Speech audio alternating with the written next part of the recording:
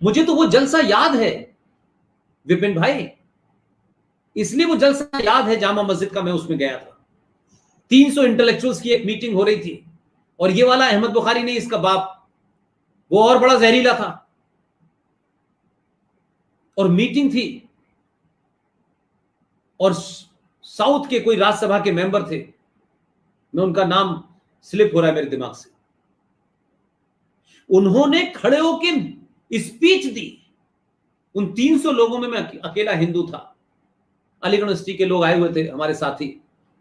उन्होंने कहा भाई हम वहां जाएंगे, नहारी बिरयानी भी खाएंगे, सुबह जाना है शाम में आना है। हम भी चले गए।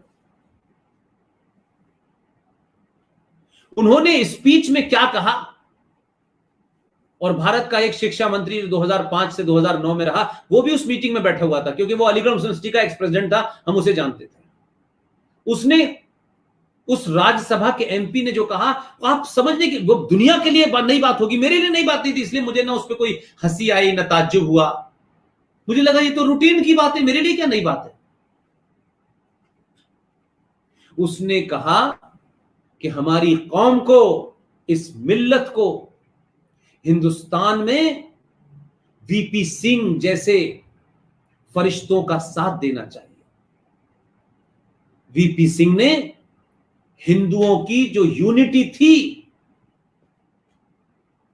जो पिछले 1925 से लेकर के आरएसएस ने, विश्व हिंदू परिषद ने हिंदुओं में एक यूनिटी पैदा की थी, इस वीपी सिंह ने मंडल कमीशन लाके इस हिंदू स्ट्रक्चर को टुकड़ों में बांट दिया। हमें उसके लिए मस्जिदों में दुआएं करनी चाहिए, हमें ऐसे लोगों को ताकत देनी चाहिए। ये खुल्लम खुल्ला कहा गया, यही हो रहा है। इसलिए हर वो आदमी जो लिबरल की शक्ल में, जो वेस्ट की शक्ल में होगा, उसे मुलायम सिंह को अपनी सत्ता का मामला है तो मुलायम सिंह के साथ खड़े हो जाओ, लालू को सत्ता में आगे बिठाओ, काम अपना चलाओ। ये सब जगह चल रहा है। ये कोशिश वो आज भी इस राष्ट्रवादी सरकार के साथ करते रहते हैं। मुझे खुशी है कि इस सरकार के अंदर, कम से कम मैं बाकियों के बारे में नहीं जानता, यह बात अलग है कि चुनाव जीतने के लोग अपने चुनाव क्षेत्र से एक खास एयरलाइन चला करके, एक खास फ्लाइट चला करके करबला तक की चलाते हैं, क्योंकि उन्हें चुनाव जीतना है।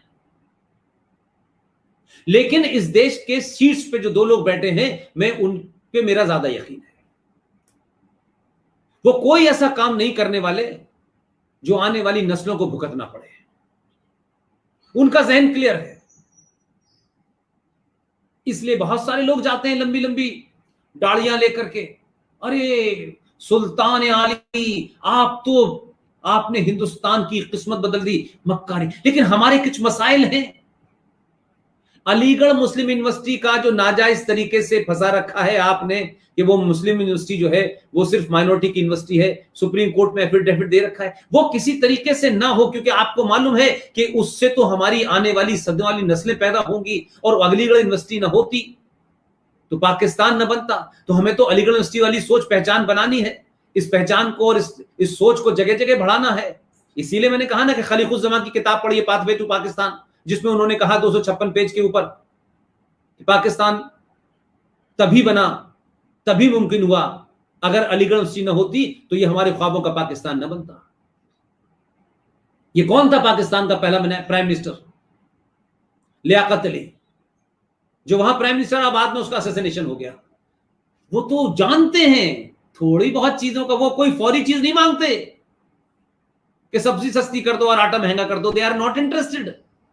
वो जमीन पे कब्जा और अपनी ताकत कैसे ऐसी बढ़े कि आने वाली सरकारें आएंगी, फिर उनसे कुछ कंप्रोमाइज करेंगे, फिर कुछ बढ़ जाएंगे। कुछ घटता नहीं है उनका। सरकार समाजवादी आ जाए, लेफ्टिस्ट आ जाए, यूपीए आ जाए, सेकुलर आ जाए, बीजेपी, कुछ घटता बढ़ता नहीं है उनका। वो नाजायज तरीके से जो चीजें हैं वो भी रहेंगी, वो भी जस्टिफाई करेंगे। और उससे आपने छुआ तो बाप रे बाप, भाई आप तो प्रोपेगेंडा। लेकिन अब इनका प्रोपेगेंडा नहीं चल पा रहा है। अब वो बड़ी बड़ी गाड़ियां जो है वो हाथ हिला हिला के जो पहुंचती हैं, वो नहीं पहुंच पा रही है। कोशिश बहुत है इधर से डराने की।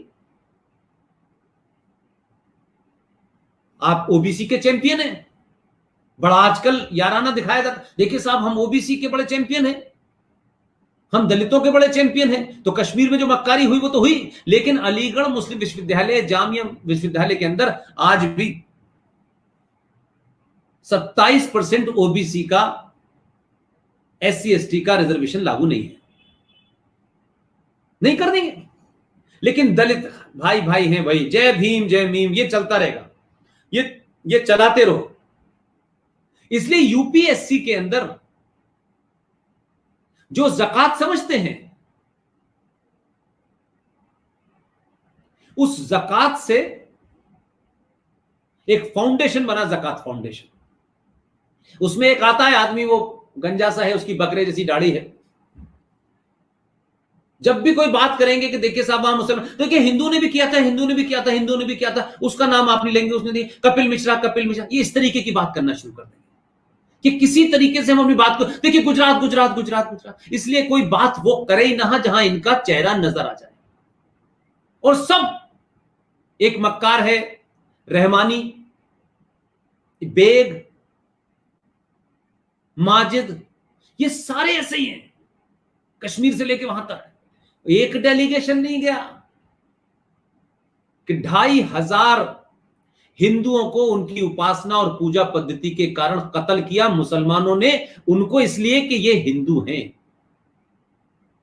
कोई नहीं बोला, हो गया ना काम, कब्जा हो गया, खत्म किस्सा। बाद में चलते रहिए। 5000 रुपए थानेदार को देकर के उसने हाईवे के ऊपर मजार बना दी। कौन पूछेगा, किसको मतलब है? 100 करोड़ सनातनियों को कोई मतलब है? वो तो उस मजार के बराबर से जाएगा, 5 रुपए और चढ़ा देगा। 2 साल के बाद वो बाबा लंगड़े की नाम से मजार फेमस हो जाएगी। ऐसी कितनी मजार है इस देश में चल रही, छोटी मजार, बड़ी मजार। कौन नहीं जानता कि अजमर शरीफ की दरगाह के तमाम सारे कारिंदे और सज्जादा नशीन कितने बड़े सेक्स स्टैंडर्ड में शामिल थे, और एक भी उसमें लड़की मुसलमान नहीं थी, सब हिंदू लड़कियां थी। कितने बड़े लेवल का स्कैंडल था। क्या कर लिया आपने? क्योंकि जब व्यवस्था भ्रष्ट हो जाए तब बहुत आसान होता है। इसलिए मैंने बार बार कहा कि एक कंटिन्यूअस सिलसिला है, वो रुकता नहीं है। वीपी सिंह आ जाएं, आई के गुजराल आ जाएं, अटल बिहारी वाजपेयी आ जाएं, मनमोहन सिंह आ जाए, रुकता नहीं है। अब थोड़ा सा ब्रेक लगा है। ब्रेक लगा है सिर्फ इसलिए कि अभी ये पूछा गया कि ये नाजायज तरीके से, क्योंकि यहां के मुसलमानों के बड़े पेट में दर्द है कि 370 क्यों हटी, 35 क्यों। ये तो सब कुछ नाजायज चाहते हैं बस, जिसमें हम आपको रखने नहीं चाहते। हम आपको रखना चाहते हैं तो आपकी हैसियत सिर्फ वही है जो 200 दलित वाल्मीकियों की थी कश्मीर में, बस उतनी औकात में रहिए आप, इससे ज्यादा आपकी हैसियत नहीं है। हम बने हैं, हम पैदाइशी बने हैं सुल्तान बनने के लिए, बनो सुल्तान। अब तुम कप्तान भी नहीं बन रहे, सुल्तान तो छोड़ो।